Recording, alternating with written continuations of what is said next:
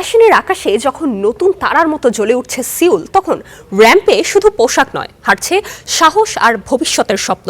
3 ফেব্রুয়ারি শুরু হওয়া Seoul fashion week 2026 যেন এক ঝলকে বদলে দিচ্ছে বৈশ্বিক স্টাইলের মানচিত্র। ডংডেমন ডিজাইন প্লাজায় যেন লিখছে ফ্যাশনের এক নতুন অধ্যায়।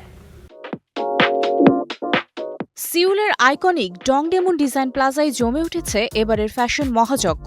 পুরো আয়োজন এক ছাদের নিচে, 24টি ব্র্যান্ড, 15টি রানওয়ে শো, 9টি বিশেষ প্রেজেন্টেশন, সব মিলে এটি শুধু ফ্যাশন শো নয়, এক পূর্ণাঙ্গ শিল্পযজ্ঞ। 3 ফেব্রুয়ারি পর্দা ওঠে মুনের শো দিয়ে। কনসেপচুয়াল ডিজাইন, টেকনিক্যাল ফ্যাব্রিক আর মিনিমাল স্টাইল সব মিলে ভিন্ন এক নান্দনিকতা। উদ্বোধনী দিনে আলো ছড়ান থাই তারকা জি পুর, তার উপস্থিতি আন্তর্জাতিক নজর কাড়ে। রানওয়েতে চোখে পড়েছে সাহসী লেয়ারিং, ড্রেপড রুচিং আর স্বচ্ছ কাপড়ের খেলা। টেকসই বিলাসিতা ও প্রযুক্তির মেলবন্ধন ছিল বড় থিম। বিখ্যাত ব্র্যান্ড উলকিন টেকসই ফ্যাশনে জোর দিয়েছে। জুরি কলাম হাতে তৈরি কারিগরি সৌন্দর্য দেখিয়েছে, আর বিএলআর তরুণ প্রজন্মের আবেগকে পোশাকে রূপ দিয়েছে। প্রথম দিন থেকে আলো কেড়েছে তারকারা।